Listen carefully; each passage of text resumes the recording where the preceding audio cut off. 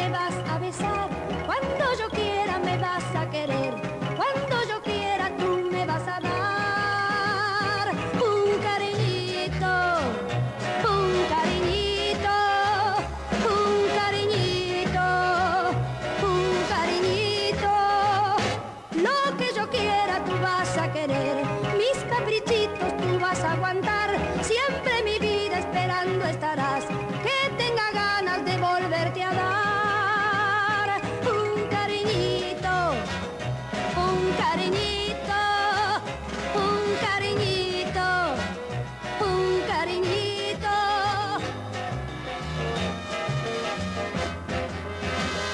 Si yo no quiero no vas a querer, si yo no quiero me vas a besar, si yo no quiero no vas a querer, si yo no quiero no me vas a dar ni un cariñito, ni un cariñito, ni un cariñito, ni un cariñito.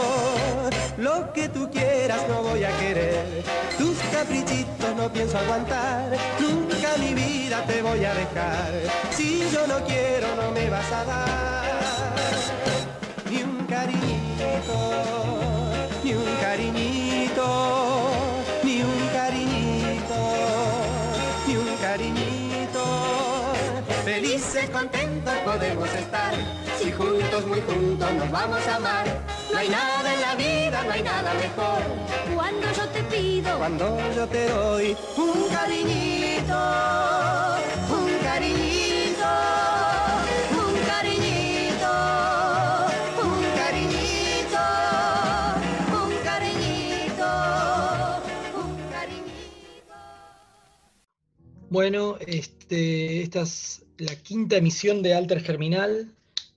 Agradecemos a los amigos de Alter Zapucay por brindarnos este espacio en el prime time, donde competimos con La Nata, donde competimos con Víctor Hugo, no sabemos si con Novarecio, pero bueno, estamos muy contentos de formar parte de la grilla de Alter Zapucay, y hoy es un día especial porque, digamos, nos unimos al programa que viene, si bien siempre estamos conectados en lo conceptual.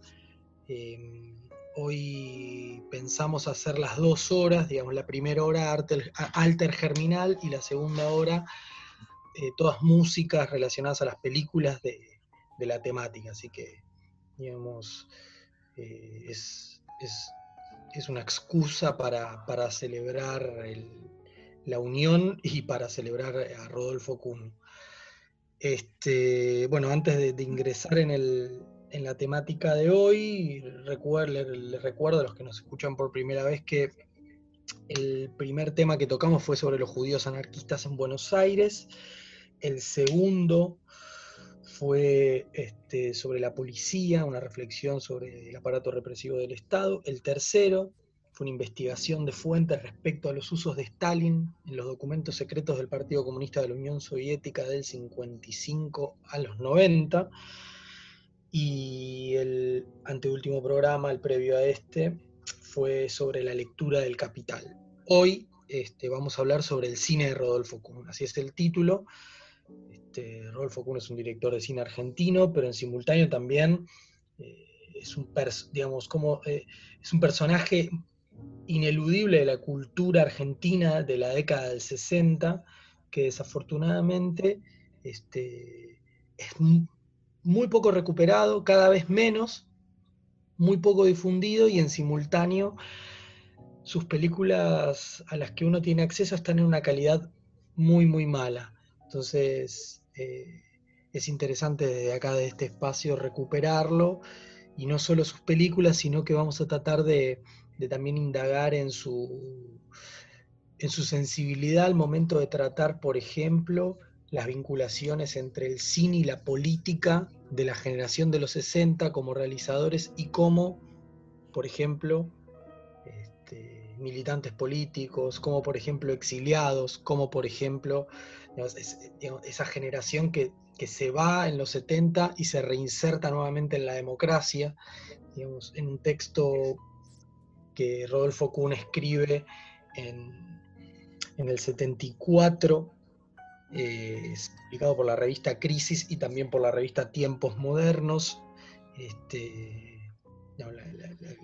La revista francesa Tiempos Modernos, que digamos, patrocinada por Jean-Paul Sartre. Bueno, ahí figuraba como un apartado Argentina, en el cual estaban David Viñas, ha escrito Juan Carlos Portantiero, bueno, Beatriz Arlo, Cortázar, bueno, entre ellos se publicó este texto de Rodolfo Kuhn.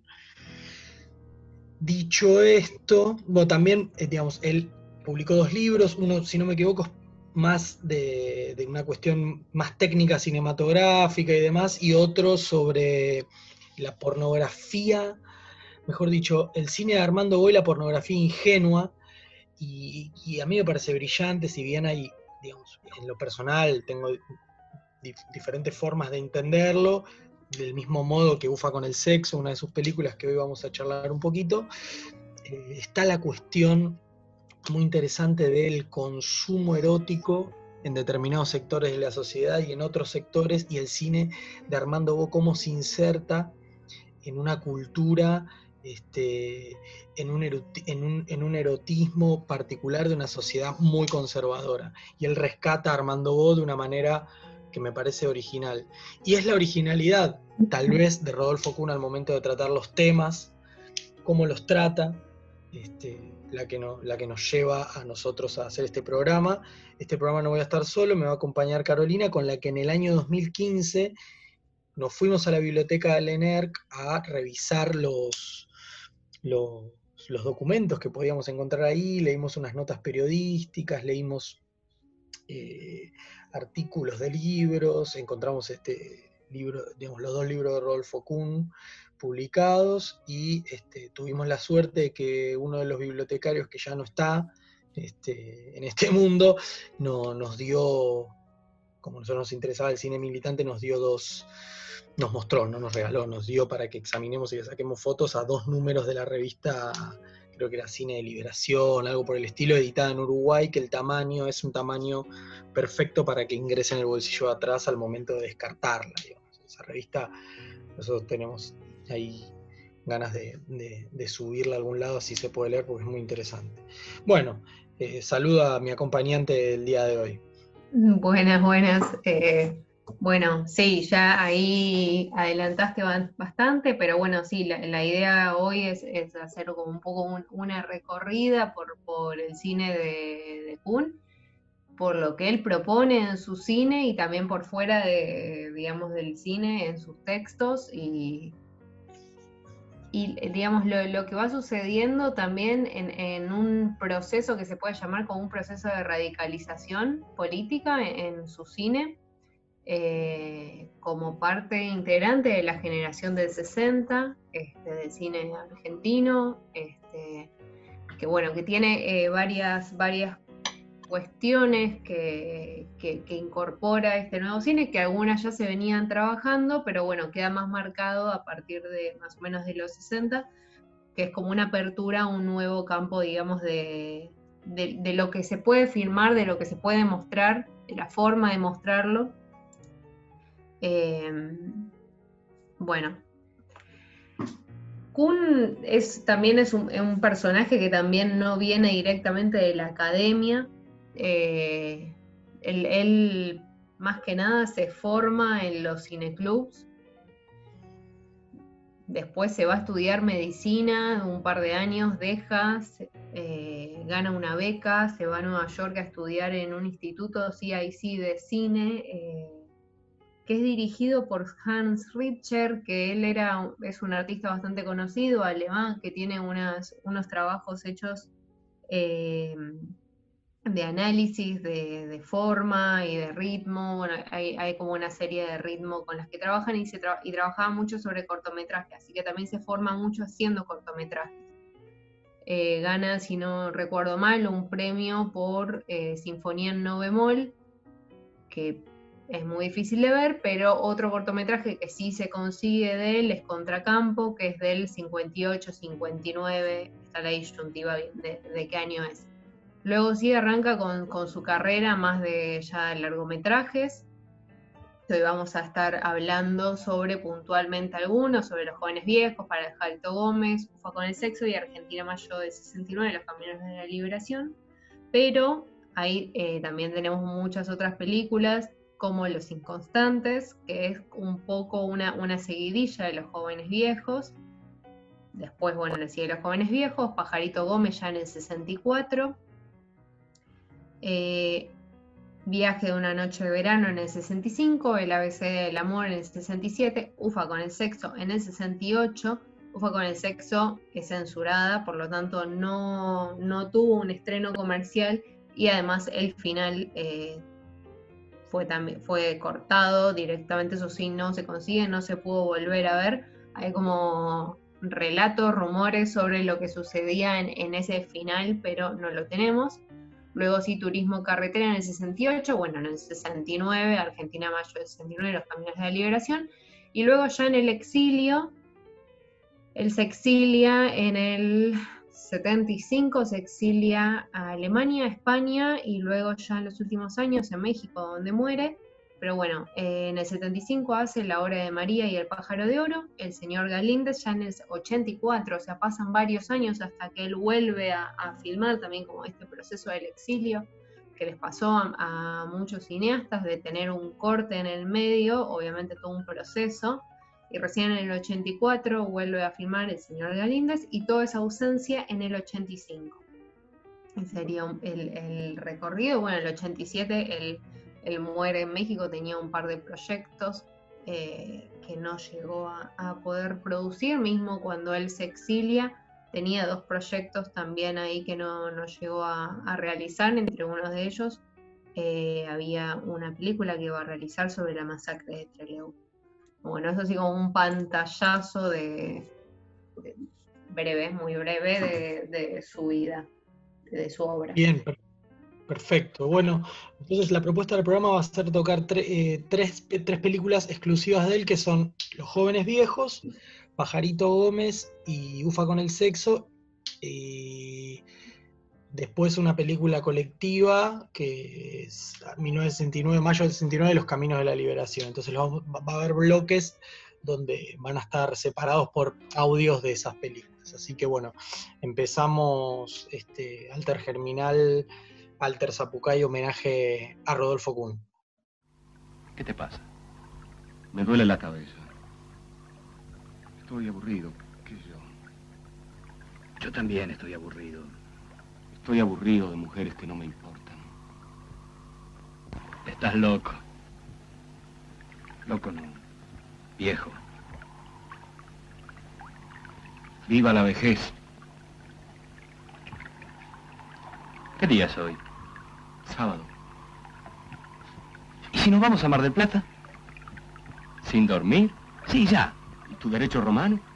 ¿Qué espera? Igual no sé nada. Hace 3 años que la estoy por dar.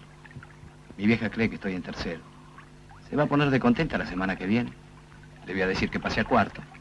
Vos tenés que estar de vuelta el lunes. Puedo llegar en la noche. Tengo que cuidar el programa de la agencia. ¿El de modas? Sí. ¿Y cuando tu vieja ya vive de que no estás en cuarto? Viví el presente. Hace como los muchachitos de las películas extranjeras. Se pasan la vida diciendo que 2 guerras los pusieron así. Por lo menos tienen las guerras. ¿Qué decís? ¿Estás loco? Por lo menos pueden usar las guerras para justificarse. Pero nosotros, ¿qué podemos usar? ¿Para justificar qué? Para justificar. Usémoslo a Perón. Es lo más cómodo y bastante influyó. Bueno, esto era un audio de Los jóvenes viejos de 1962. Es una película, digamos, es una de mis películas favoritas de Rodolfo Kuhn, en principio por, digamos, desde mi punto de vista, que no estudié cine, hay una cuestión narrativa que tiene que ver con el tiempo, los diálogos y una cuestión con el tedio de un sector de la sociedad que vendría a ser la pequeña burguesía o la clase media alta a la que Rodolfo Kuhn pertenecía. Y en ese sentido me parece que la película refleja muy bien. Y otra cosa que refleja muy bien es el tedio de ese sector de la sociedad, como esa juventud que en su agencia encuentra unos límites, y esos límites están mejor dicho, están estrechamente vinculados a su inserción como sujetos particulares, ya sea políticos, sociales, lo que sea.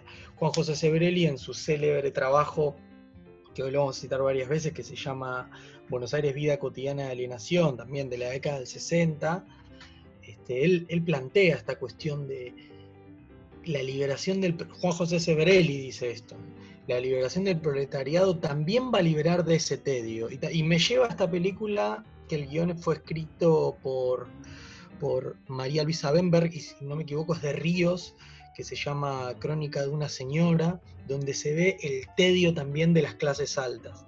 Y acá, digamos, citamos a Kuhn en su texto del 74, en su artículo publicado por la revista Crisis, cuando él plantea respecto a cómo se muestra a la burguesía en el cine y cómo no se muestra. Y creo que este ritmo lento y aburrido, lo mismo en Crónica de una señora, aunque Kuhn la critica, tiene mucho que ver cómo las clases dominantes se muestran y cómo son consumidas. No sé, imaginémonos en los 90 ricos y famosos, ¿no? Era como los ricos mostrándose para que lo consuman los pobres, ¿no? Cuando los ricos no se muestran nunca. Digamos, Sebrelli habla muy bien de esas cortinas espesas que no se ve para adentro. Dice Kuhn, las películas no reflejaban cómo vivía la alta burguesía, sino cómo pensaban las clases más pobres que esa burguesía vivía. Por eso el cine de la época era rechazado por Cursi, por las capas medias y altas, bajo los brillantes caireles de las arañas de los decorados porteños, nacieron estrellas ingenuas y púdicas, recatadas y angelicales, como María Duval, las mellizas Legrand o Zully Moreno. Está hablando de una época particular, pero me interesa muy importante esta idea de las películas no reflejaban cómo vivía la alta burguesía, sino cómo pensaban las clases más pobres que esta burguesía vivía. Creo que Rodolfo... Sí, ¿no? Perdón. Esto, o sea, digamos, la propia burguesía también rechazaba esas películas porque claramente no lo estaban reflejando. Y era, o sea, fue la construcción de una imagen de la burguesía y también de una imagen del deber o querer ser, en el cual se debían proyectar, digamos, las clases más bajas. Sí. También en digamos, la enajenación, ¿no? En todo eso. Pero había algo que también había escrito casualmente Juan José Sebrelli en la revista Contorno en el 53, que vos habías acá separado, ¿no? Sí, digamos, retomando algo que está haciendo Kuhn en esta película, que es hablándole a su propia generación, ¿no? A esta generación justamente de jóvenes viejos, de esta juventud perdida, aburrida, que no encuentra una búsqueda útil, que vive en la evasión, que bueno, eso, el tema de la evasión es algo que se ve muy, muy claro en el fragmento que están pasando justamente por la Villa Miseria comiendo caviar.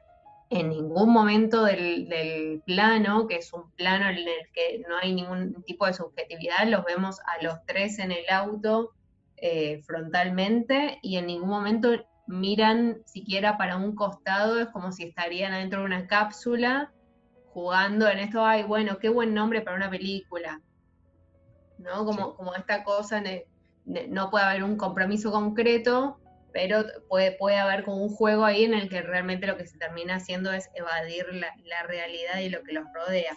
Y un poco también como esta como vejez prematura en la cuestión sensitiva, es como en este aburrimiento, en este tedio. Sí. A mí lo que me parece apropiado es pensar primero, digamos, los espacios físicos donde van. Ellos, digamos, quieren a Mar del Plata, que en ese momento es la Mar del Plata que ya había sido copada por los negros peronistas, no es la Mar del Plata aristocrática, por ahí es una Mar del Plata en disputa. Después no sé si van a Villa Gesell y se escapan de sus novias, y hay como un quilombo rarísimo.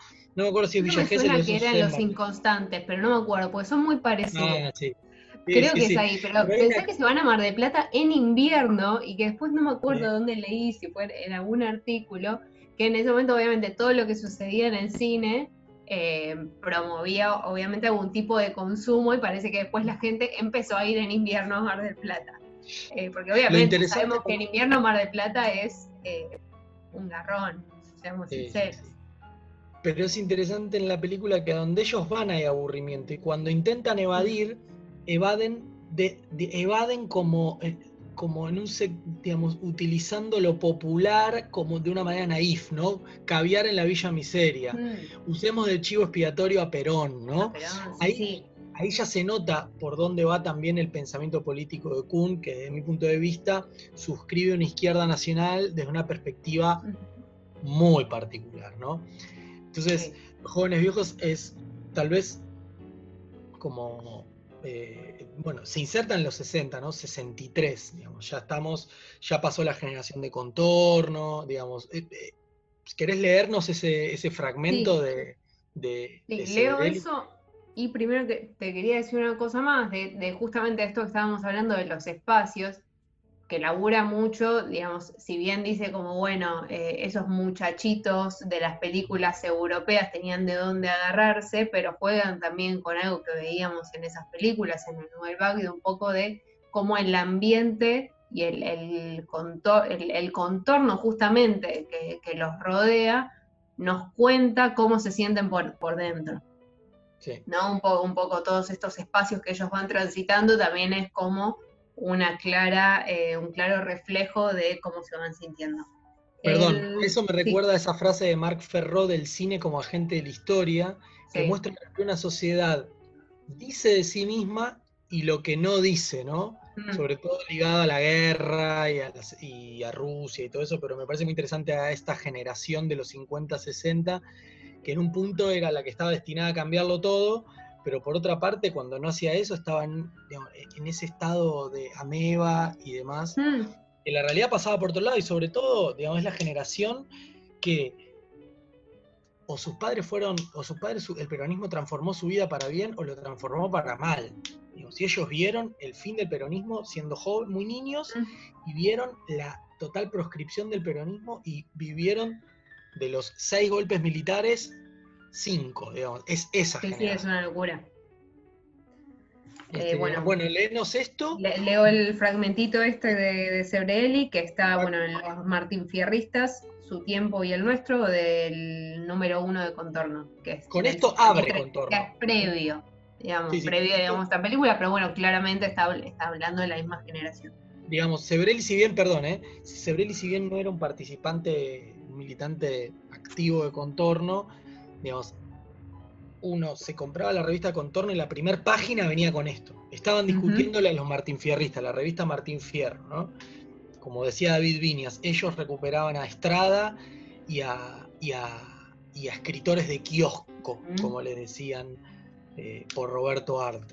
Y ellos sacan los martinfierristas Su tiempo y el nuestro. ¿Qué dice? Lo que Caro va a decir. Lo siguiente. Es una generación que vive el día después del coito. El triste amanecer cuando la alegría se ha vuelto tedio, la borrachera fatiga y todo sientes náuseas, pesadez de cabeza y un sabor amargo en la boca.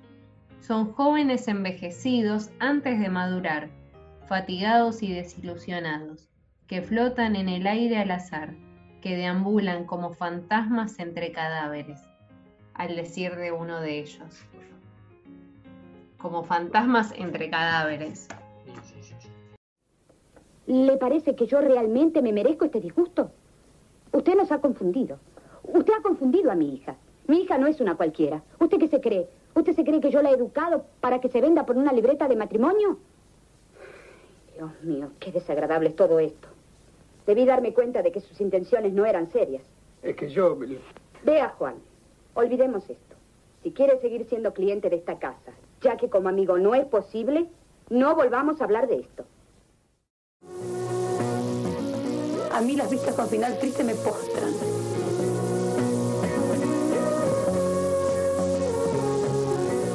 A mí me encantan los happy ends. Uno va al cine para no pensar.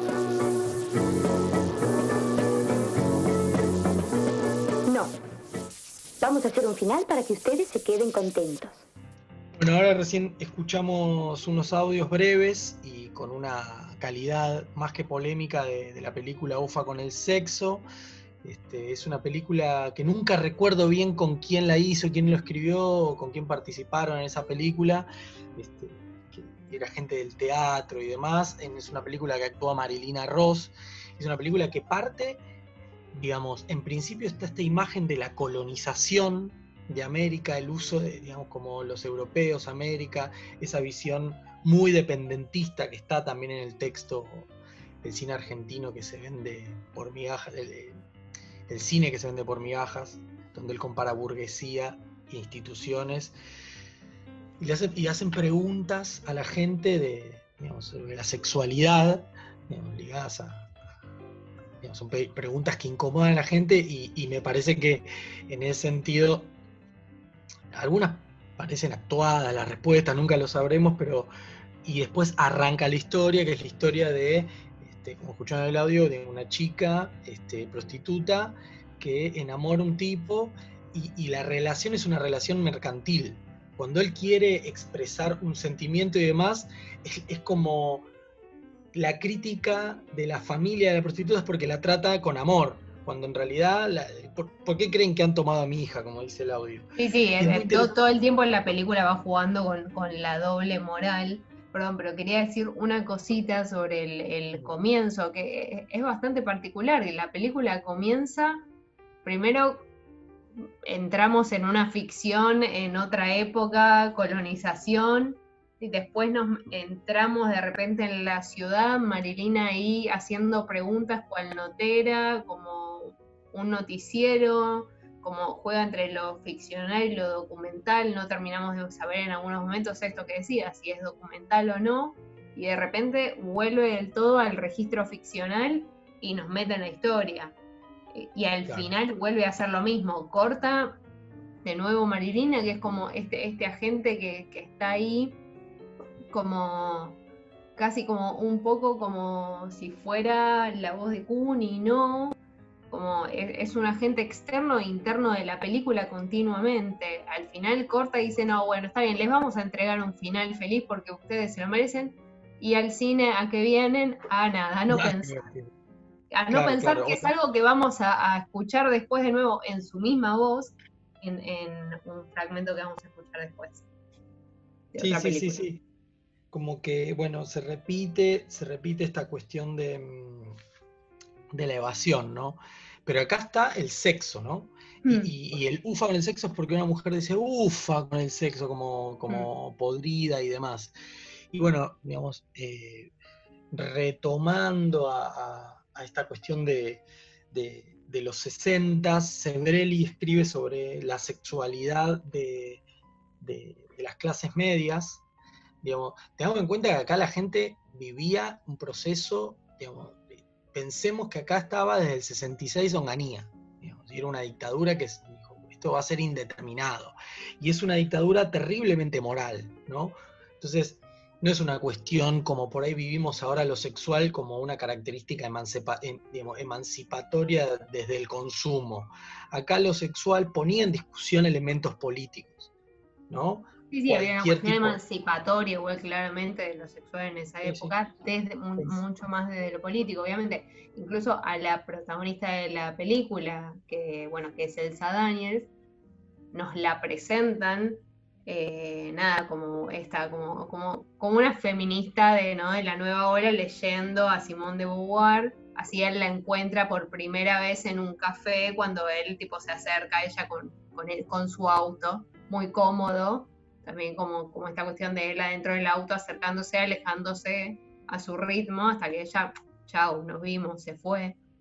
Y después, bueno, sí, todo lo que se después, que después se termina enterando que es prostituta, se indigna muchísimo. Es esa cuestión de la moralidad, digamos, en una Argentina conservadora. Sin embargo, la mujer solo tiene agencia en tanto mercancía, es decir, en tanto prostituta. Eso es interesante pensarlo. Bueno, eso mismo, hay otra parte en la que después de que él, de este fragmento que acabamos de escuchar, en la que la madre de ella se indigna completamente, porque obviamente viven de del dinero, obviamente obtenido a través de la prostitución de su hija, él empieza a ver a las mujeres y le empieza a poner un precio a cada mujer, de acuerdo a sus características físicas. Además, muy simpático, es el precio que tenés.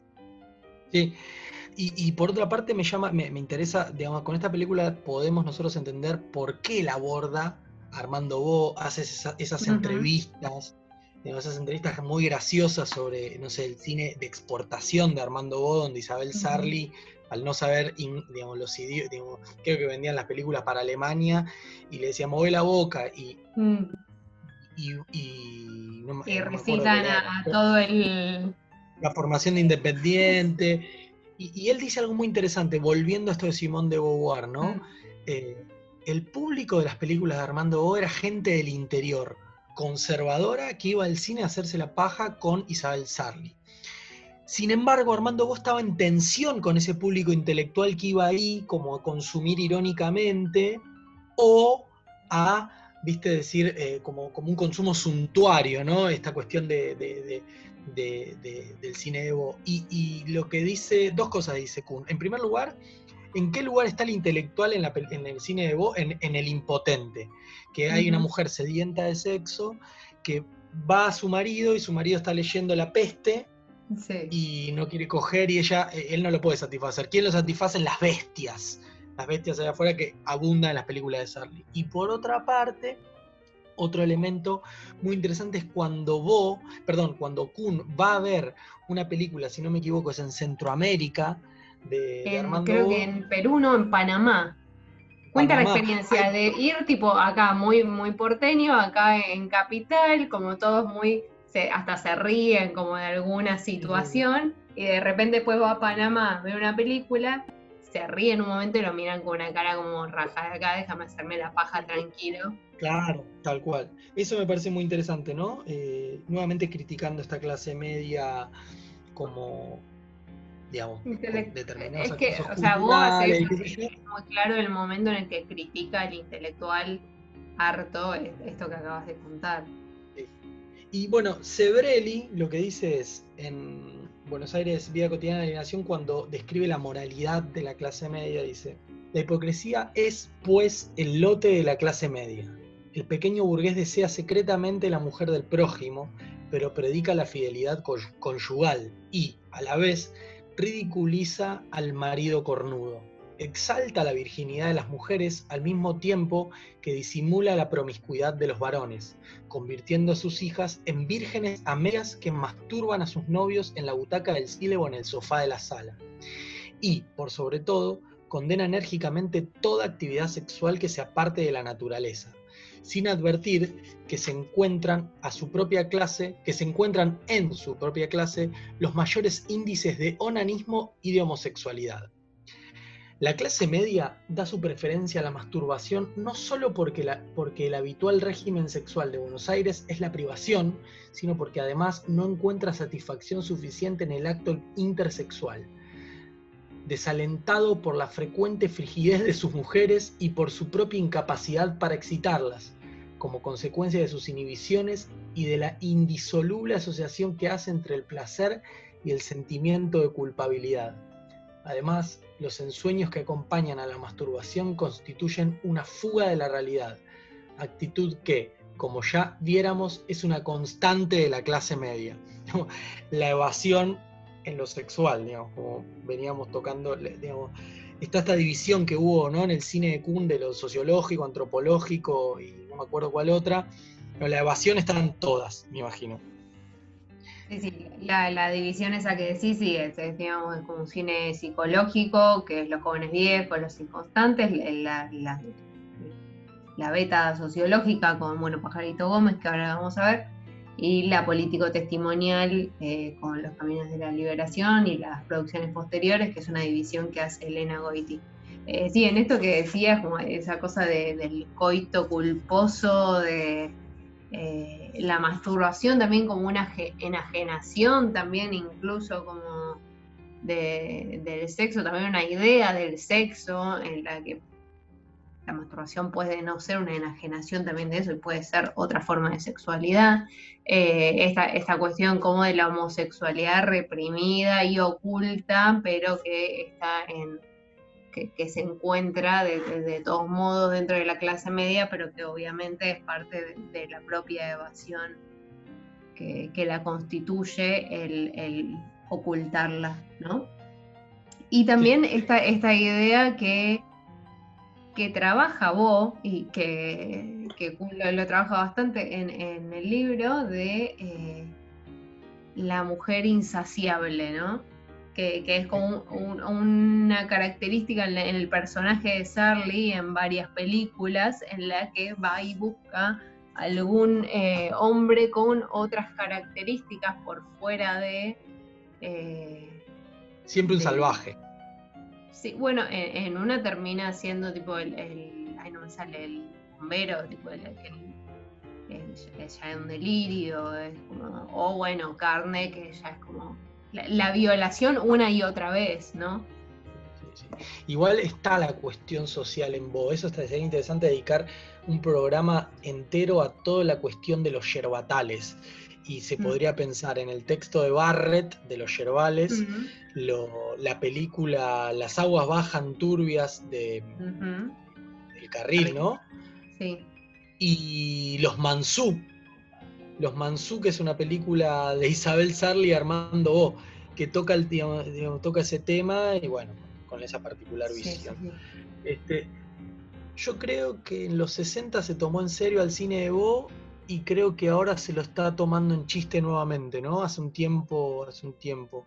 Pero bueno, eso es otra cuestión.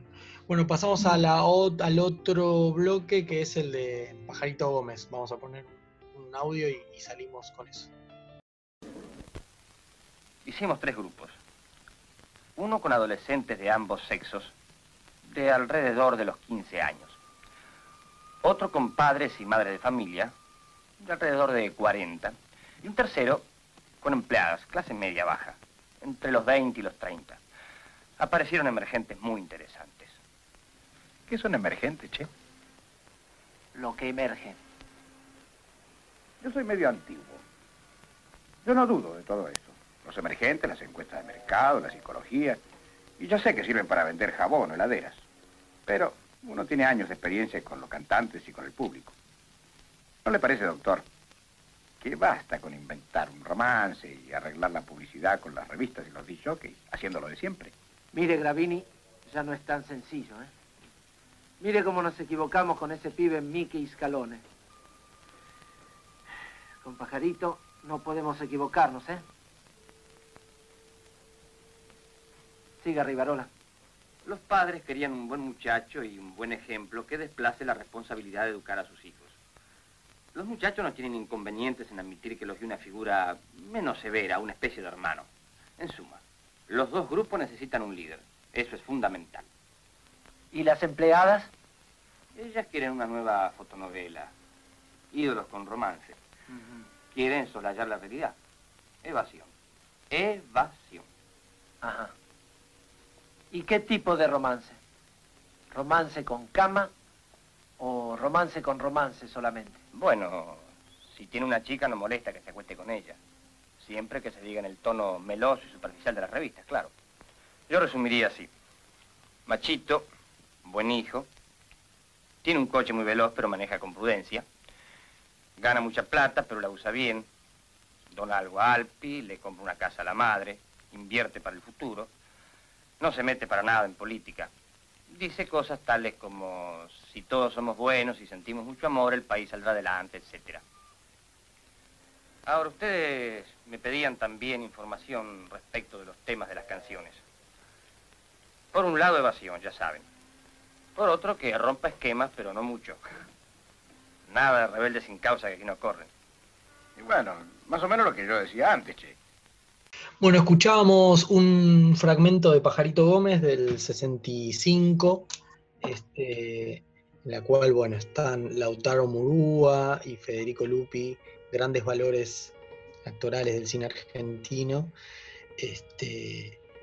Pajarito Gómez es tal vez una película donde la ironía respecto a la sociedad del espectáculo está perfectamente utilizada. Digamos, Pajarito es un personaje inventado por la industria de la música y del espectáculo propio de esa época, y responde a un emergente deseado de la juventud, como es el que plantea el sociólogo.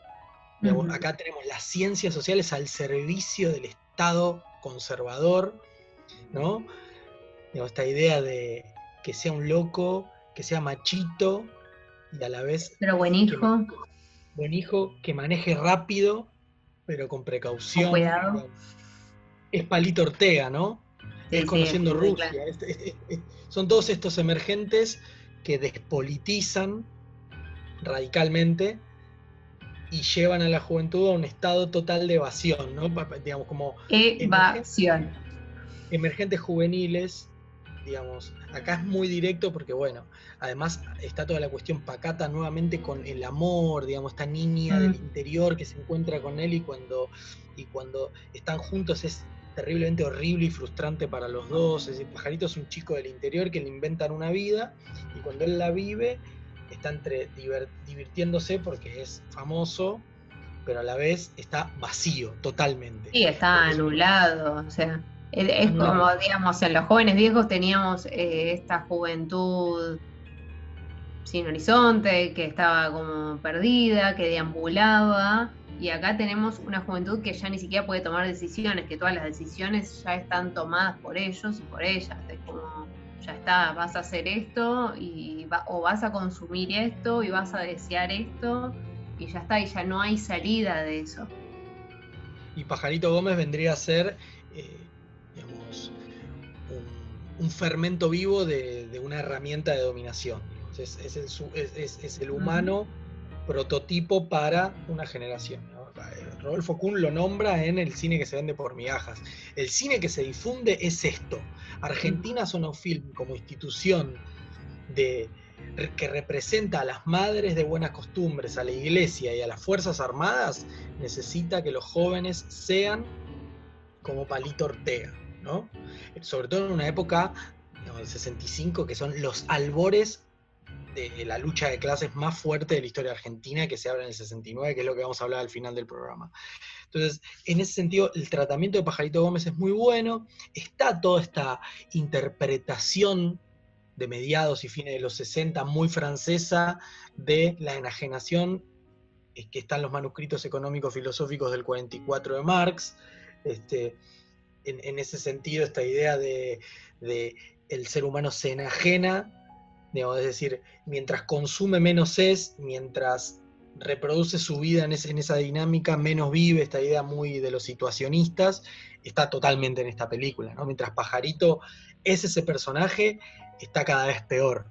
Y bueno, y la vida de Pajarito termina como no puede terminar esa vida. Y Pajarito después, cada uno cuando ve la película hace su interpretación de quién es, ¿no? Pajarito. Digamos, en la Argentina hubo distintos Pajaritos, en distintas partes del mundo hubo distintos Pajaritos.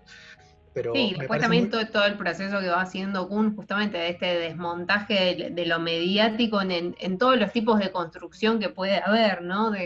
Desde la parte más de reality, desde la fotonovela, desde la construcción de noticias para las revistas, el matrimonio, la búsqueda de televisión, la novia. Sí, total. Y esta cuestión, o sea, la despersonalización es terrible. Y acá me parece que está este elemento que sí está en el texto del cine que se vende por migajas, de la Argentina importando, ¿no? Este es un modelo que se importa, ¿no?, de otros lugares, y que se generan personajes, digamos, que como ya dijimos son la evasión, pero a la vez niega cualquier cosa seria que suceda en la Argentina, va a decir Kuhn. Mientras se reproducían los Palitos Ortega, mientras se reproducían los Sandrinis, mientras incluso llega al punto de decir Leonardo Fabio. Él rescata de Leonardo Fabio solo 2 películas, que son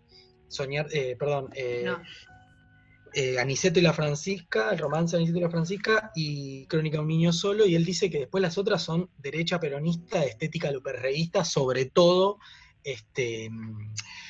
Nazareno Cruz y el Lobo. Y la visión del gaucho de Juan Moreira es una visión así como tipificada, según él. Sin embargo, digamos, más allá de este paladar negro, Rodolfo Kuhn, está esta idea de la burguesía argentina que nunca va a tener la capacidad de ser fuerte porque es una burguesía dependiente. Y en función de eso lo es la reproducción cultural argentina, sobre todo guiada por, en términos cinematográficos, Argentina Sonofilm, que frena cualquier manifestación, léase Torre Nilsson, que él dice que es como el mayor representante, el que vio, él dice, nosotros en los 60 no vimos la política porque estábamos pensando en el cine. Iba a decir que Torre Nilsson vio el cine porque vio la política y no estaba pensando en el cine. Y después podemos pensar en... como que la política como que lo consumió. Y habla ahí después de las últimas películas que él hace. Y después está como ya Tiredier y todo esto, que es lo que termina frustrándose, según Kuhn, en función de qué es lo que se oculta, lo que se frena. Kusch y esos directores que según Kuhn son los que no se terminan difundiendo, exacto, porque Argentina Sonofilm elige la evasión y estos personajes esperables por las Fuerzas Armadas, por la Liga de Madres, y obviamente, cuando decimos Fuerzas Armadas decimos el Estado, ¿no? Sí, obviamente también hay un boicot a las producciones independientes, a la distribución de las producciones independientes. Mentasti, que era quien, digamos, tenía justamente la productora, Mentasti después su familia, hijos, el tipo era un empresario, o sea, y olvídate de la necesidad de querer producir contenido que pueda producirle algo interesante a los y las espectadoras que concurran a ver esas películas. O sea, obviamente es una reproducción sistemática al servicio de un Estado que busca promover X valores. De hecho, él en este texto, El cine que se vende por migajas, dice: Mentasti y su gente se preocuparon prolijamente de boicotear cualquier intento de inserción del cine argentino en los países líderes de Europa o en Estados Unidos. También se boicotearon los films independientes en los circuitos argentinos. Solo se toleraban la relación con el cine de la España franquista que, por otra parte, manejaban ellos. Con esto se lograba, por un lado, la preservación de un tipo de temática demagógico, localista y falsa, basada generalmente en cantantes mediocres de éxito o cómicos de baja categoría. Por otro, se impedía a toda costa que el cine argentino, a través de obras más maduras, levantara vuelo industrial y comercialmente. Para reforzar esta política, la gente de Sonofilm no vaciló nunca en mandar a algunos de sus múltiples obsecuentes a acusar de comunista a cualquier realizador que hiciera un film interesante para alertar a los represores ligados a las Fuerzas Armadas y cortarle las alas. Bueno, sí, muy, muy bueno. Cabe destacar que esta película, el guión lo escribió con Paco Urondo, militante montonero detenido, digamos, masacrado en la calle en Mendoza. No en la calle Mendoza, sino en Mendoza, en la provincia. Bueno, si te parece, paramos acá con Pajarito Gómez, salimos con digamos, acá está todo solapado, bueno, de acá en adelante va a saltar todo, por ejemplo, en la Argentina, y vamos a hablar de 1969. Los papás le regalaban al papá grande todas las cosas de las que el papá grande entendía más. El papá grande sabe mucho de industrias, mucho más que los argentinos. Entonces las explotaba y se llevaba la plata. Eso es muy bueno, porque mamá siempre me dijo, la plata no hace la felicidad. Entonces, para ser infelices con la plata, mejor que se la lleve a su país el papá grande y que sean infelices allá. Además, papá Juan Carlos, junto con papá Guillermo y papá Federico, prohibían a los argentinos películas y libros que los hicieran pensar. Pensar es un lío. A uno le vienen malos pensamientos de repente. Miren si a uno se le ocurre que lo que hay que hacer es matar a papá. Mejor no pensar. Porque si es justo pero feo, es más importante hacer cosas lindas que cosas justas. ¿O no será así? Miren cómo nos hablan de libertad, cuando de llanos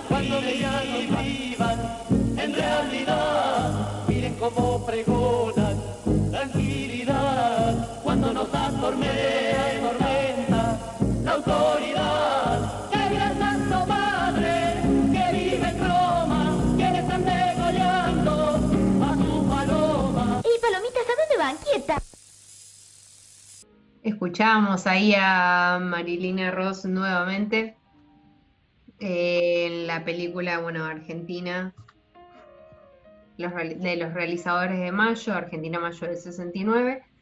Es una producción que se da, se puede englobar dentro del cine militante de la época, con un variopinto de directores que vienen de distintos lados, entre los que, bueno, está Kuhn, Humberto Ríos, Eliseo Subiela, Nemesio Juárez, Pino Solanas, Pablo Seyre, Jorge Martín, Getino, Jorge Cedrón y Enrique Juárez. Cada uno realiza un corto. El prólogo lo realiza Kuhn, un fragmento de ese trabajo es lo que acabamos de escuchar.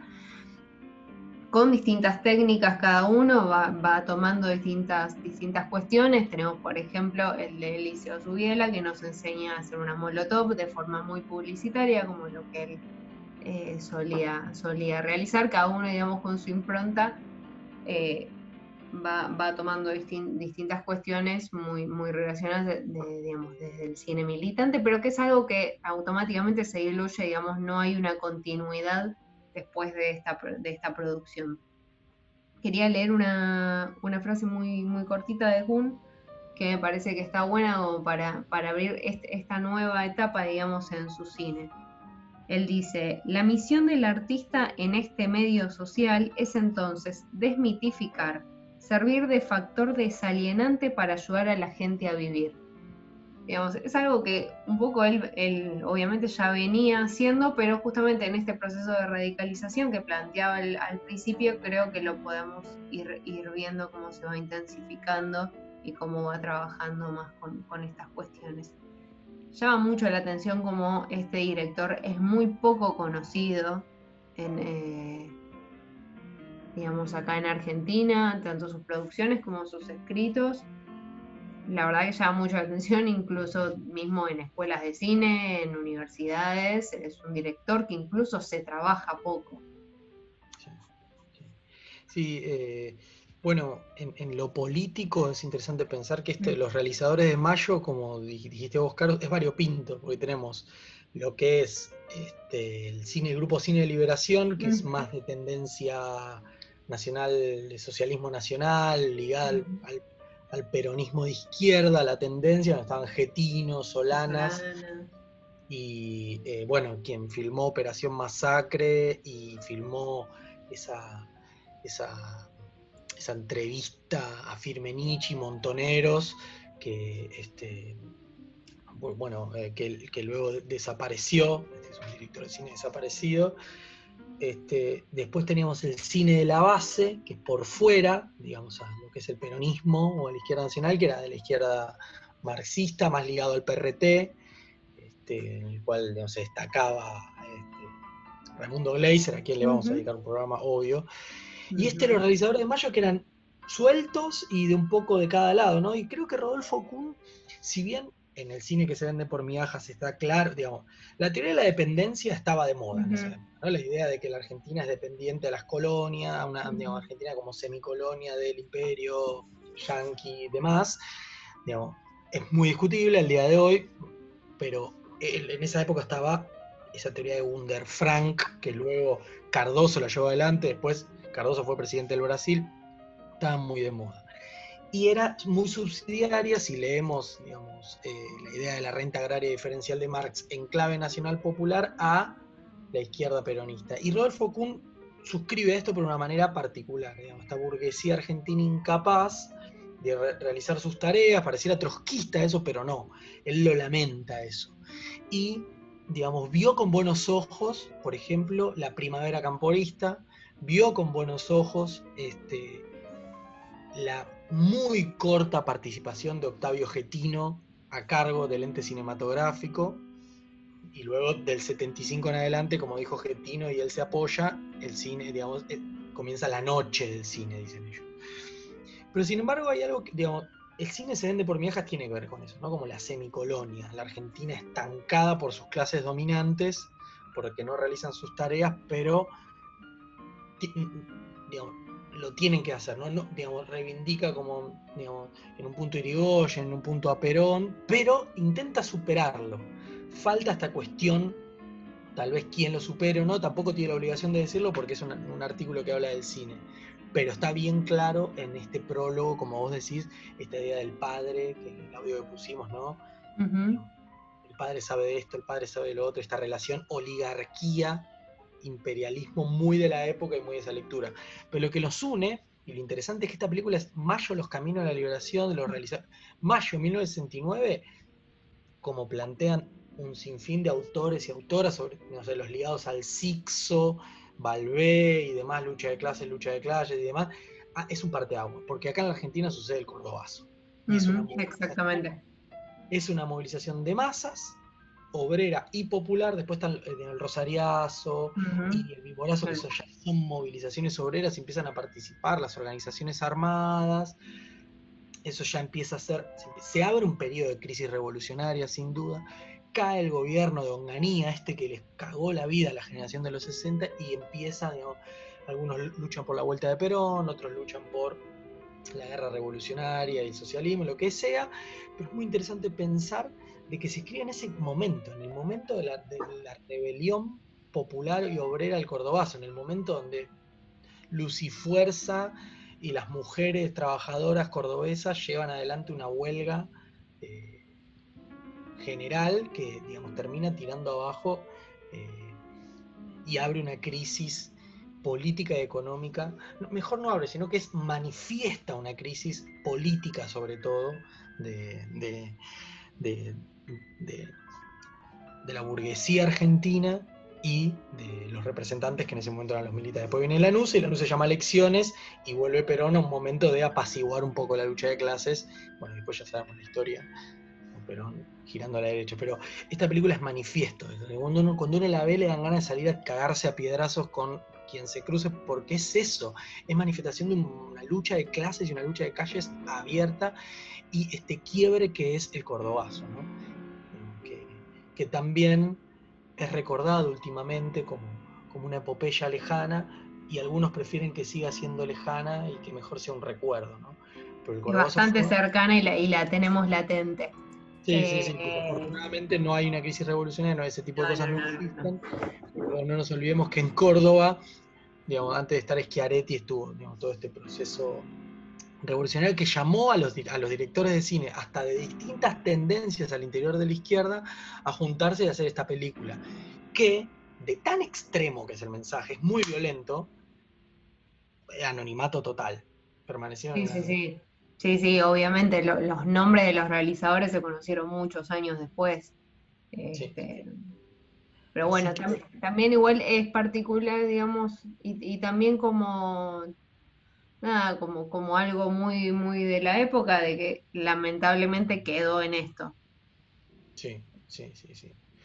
Igual hay, digamos, está el libro de Getino, después está el libro de la historia del cine argentino, de Peña, pero creo que por suerte es un tema que se viene tocando bastante. Hay una Kilómetro 111 o Kilómetro, no me acuerdo. Sí, en la Kilómetro también, porque era, o sea, sí, luego trabajo sobre, sí, hay y se ha hablado sobre ellos, pero bueno, digo que como accionar, digamos, obviamente no había una cuestión programática detrás, no es lo mismo ni que Cine de la Base ni Cine de Liberación, fue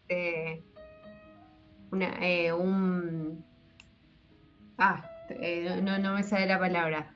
Nada, un hecho particular que obviamente es celebrable, porque lo es, porque la verdad que es una producción muy celebrable, pero que quedó ahí.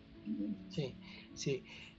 Bueno, aprovechamos ahora, esperemos que todo se desarrolle de la mejor manera, pero saludar a Pino Solana, que ahora en este momento está luchando por su vida, víctima del coronavirus. Pino Solana con sus limitaciones y sus variantes, sus vaivenes, de lo más bizarras hasta el día de hoy, pero digamos, La Hora de los Hornos, incluso Los Hijos de Fierro y esas películas ultra peronistas son muy, muy interesantes, digamos, desde este espacio ninguno es peronista, por eso criticamos permanentemente, pero todas estas... Son muy interesantes de ver y de analizar y de trabajar y de también pensar en el contexto en el que se hicieron. Sí, Sur, por ejemplo. Así que bueno, vamos llegando al final del programa. Digamos, lo que hicimos fue recordar, más que recordar, reivindicar y dialogar en función de algunos escritos de Rodolfo Kuhn, algunos pensamientos, algunas reflexiones nuestras en función de cómo él nos hizo ejercitar la cabeza al momento de leerlo y ver sus películas, y analizamos 3 películas y un corto que forma parte de una realización colectiva en el año 1969, y lo tocamos un poco con la revista Contorno y un texto muy famoso de Sebrelli, que es Buenos Aires, Vida Cotidiana de Alienación. Bueno, buenísimo, Caro, que participaste. Muchas gracias por la para invitación. Para el de Raimundo Gleiser también vas a participar. Obviamente. Vamos uno todo de cine militante, si querés. Sí, eso puede ser también. Sí, hay fuentes. Y luego... Hay muchas cosas. Bueno, luego de esta emisión van a estar Ever y Charo, programaron una horita también de música de las películas de Rodolfo Kuhn, así que bueno, 2 horas se le dedica hoy, de 12 a 14 horas, celebramos a Rodolfo Kuhn, así que felices por eso. La semana que viene nos vamos a parar un poco con tanto marxismo y vamos a hablar un poco sobre el concepto de confines, que lo traemos de una entrevista que le hizo Bundeslumpen, que también está en Alter Zapucay los lunes a las 9, al artista Daniel Santoro, al artista peronista Daniel Santoro, hablando de estos espacios lejanos. Daniel Santoro hizo una reflexión y en función de esa reflexión y el poema conjetural de Borges vamos a hablar sobre estos espacios alejados, los que denominamos confines, y vamos a hablar desde la literatura y desde la historia. Van a acompañarnos 2 amigos y vamos a reflexionar sobre eso. Paramos un poco con tanta historia y después volvemos la otra semana, ya el 11, rememorando el atentado de Simón Rabovitzky a Ramón Falcón, y vamos a hablar de 2 escritores anarquistas también muy poco recordados, uno más que el otro, que es Rafael Barret, y el otro es Rodolfo González Pacheco. Vamos a hablar un poco sobre ellos con un amigo.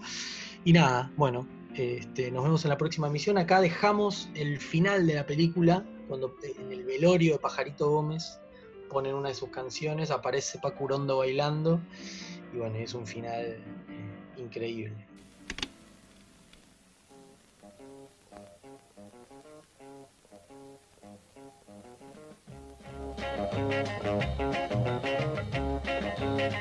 Estaremos juntitos en el año 2000, contentos viviremos en el año 2000, nunca nos pelearemos en el año 2000, felices estaremos en el año 2000, viviremos 100 años en el año 2000, seguiremos bailando en el año 2000, jamás nos dormiremos en el año 2000, por siempre viviremos en el año 2000, en el año 2000.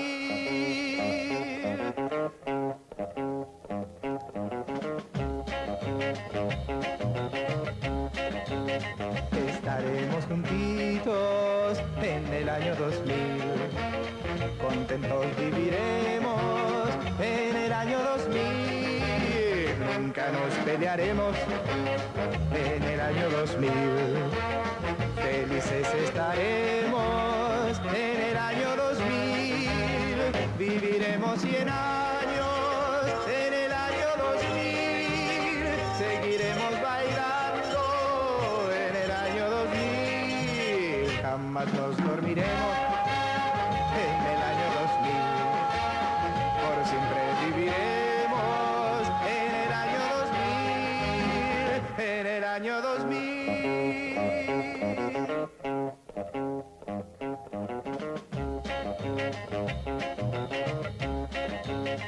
Estaremos juntitos años, en el año 2000.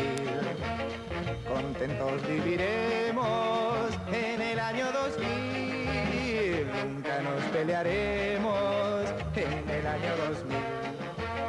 Felices estaremos en el año 2000. Viviremos 100 años en el año 2000.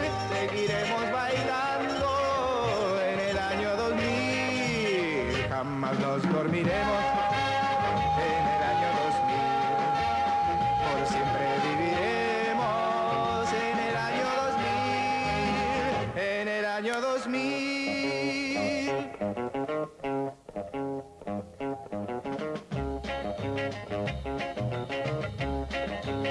Estaremos juntitos en el año 2000. Contentos viviremos en el año 2000. Nunca nos pelearemos en el año 2000. Felices estaremos en el año 2000. Viviremos 100 años.